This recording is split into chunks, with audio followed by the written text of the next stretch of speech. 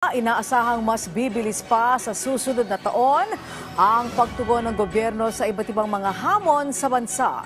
Ito'y sa tulong ng panukalang 2025 National Budget at kabilang sa mga tututukan niyan ay ang food security at pagtugon sa kahirapan. Si Kenneth Pasyente sa sentro ng balita. Inaprubahan na ni Pangulong Ferdinand R. Marcos Jr. ang proposed national budget para sa susunod na taon na nagkakahalaga ng 6.352 trillion pesos. Nakaangkla ang pondo para suportahan ang mga programa na nakapaloob sa Philippine Development Plan 2023 to 2028 ng pamahalaan. Sa nasabing pondo, bibigyang prioridad ang food security, social protection, healthcare, housing, disaster resilience, infrastruktura, digital connectivity, gayon din ang energization.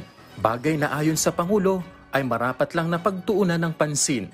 Magbibigay daan din anya ang naturang pondo para makabuo ng mas maraming trabaho, pagpapatatag ng healthcare system at pagpapalawak pa ng infrastruktura sa bansa.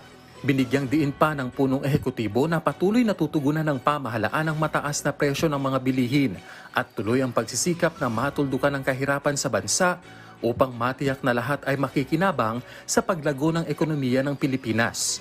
Sa ilalim ng National Expenditure Program, may pinakamalaking appropriations ang sektor ng edukasyon, kabilang na ang DepEd, CHED at TESDA, Public Works, Health, Interior and Local Government at Defense. Prioridad din ang DSWD, DA, DAR, DOTR, Judiciary at Justice Department. Kabilang sa mga isinaalang-alang ng pamahalaan sa pagsusuri ng proposed budget ay ang pagkakaroon ng fiscal space, kahandaan ng program, activity, projects o PAPs, kakayahan ng mga ahensya na gumamit ng pondo at pagsunod sa budget priorities framework, gayon din ang PDP 2023 to 2028. Nakatakdang isumite ng DBM sa Kongreso ang NEP sa July 29.